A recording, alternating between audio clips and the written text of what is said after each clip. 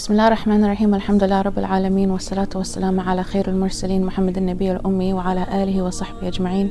سبحانك لا علم لنا إلا ما علمتنا إنك أنت العليم الحكيم. رب اشرح لي صدري ويسر لي أمري واحلل عقدة من لساني يفقهوا قولي. It's an honor to be with you all in this beautiful series that is being put together by the Shura Council of Southern California.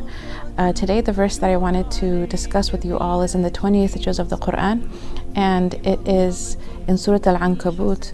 Allah subhanahu wa ta'ala says, وَمَنْ جَاهَدَ فَإِنَّمَا يُجَاهِدُ لِنَفْسِهِ إِنَّ اللَّهَ لَغَنِيٌّ عَنِ الْعَالَمِينَ. That whomsoever strives in the way of God, they strive for their own selves, and truly Allah is indeed free of all need from all in the universe. This is a rough translation. This verse is really significant for us to reflect on, especially in this beautiful month, as we're striving, inshallah, to improve ourselves and to better ourselves in the way of God. Something that happens to us maybe since we're children is whenever we are behaving well with anyone that's an authority figure, whether it's our parents or our teachers, actually even in relationships, that good behavior is of benefit to the people that we are behaving well with, right? When we're good in a classroom, when we're good with our parents, it's of benefit to them, and they actually need us to behave well so they can do what they need to do. But Allah subhanahu wa ta'ala is above that. He is free of all need. So we are incapable of benefiting him because he is the one who benefits all of creation. So whenever we are striving and trying to better ourselves, it's very important to recognize from a place of humility that he doesn't need this from us, that whatever we do of fasting, of praying, of reciting Quran, all of the benefit of these actions and these efforts, they go to us directly.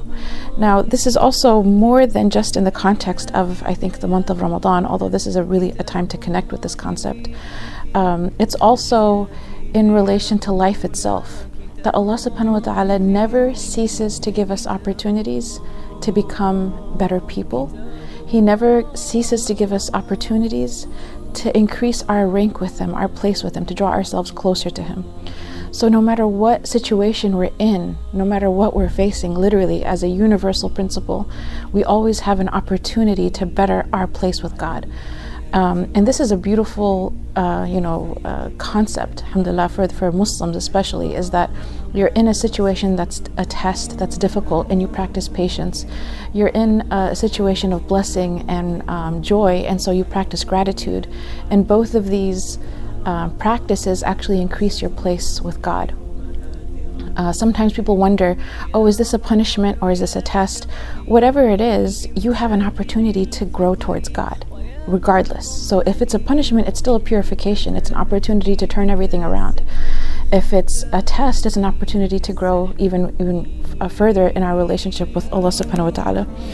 I think this is really significant for us, especially in this month, because it helps us to recognize that when we are dealing with creation, if we can make our focal point God, if we can make our focal point, I want to please my Lord, then no matter what we're dealing with in terms of how someone treats us or mistreats us, a difficult tribulation in life, if we realize that the actual relation, our actions are a transaction with him and not with the immediate, asbab or the immediate causes in front of us, then it actually brings out the best in us.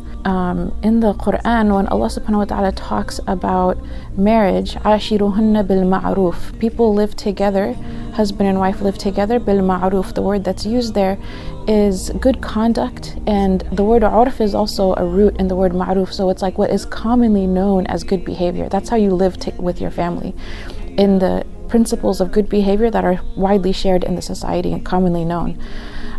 Everyone recognizes it. But when it comes to divorce, Allah subhanahu wa ta'ala uses a completely different word. He says, أَوْ تَسْرِيحٌ بِإِحْسَانٍ. So divorce, to separation, is with ihsan, is with the highest level of excellence.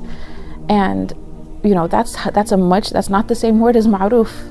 commonly known good. Ihsan is the highest level of excellence in human conduct and behavior, because it's coming out of a recognition that God is watching me, so I have to strive to make it the most beautiful conduct possible.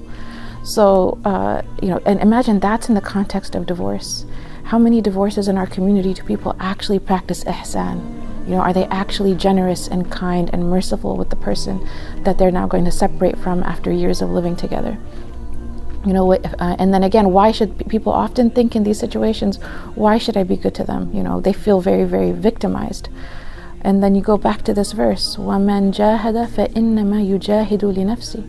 That whoever strives, they're striving for their own self. We're striving because we're trying to draw ourselves closer to God. You don't do it because they deserve it. You do it because you are in need of God.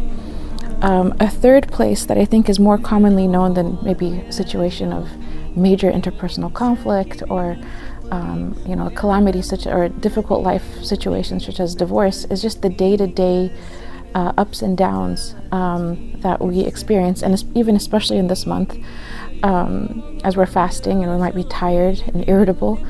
There's a hadith I was reminded of before this month started. It's a very beautiful hadith. مَنْ كَتَمَ غَيْظَهُ فَهُوَ مُجَاهِدٌ. That the one who suppresses their anger, then they are like the one who strives in the way of God. And it's interesting that the word katama is used because it has in it the meaning of concealment and secrecy.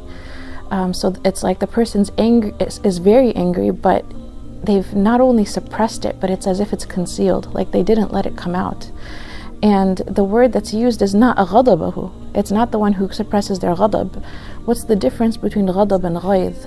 From its roots, ghadab deals more with an anger that comes out of frustration, annoyance. It's irritable, whereas ghayz is more like fury and wrath and rage. It's a deep anger. It's one that causes someone to maybe explode or would provoke someone to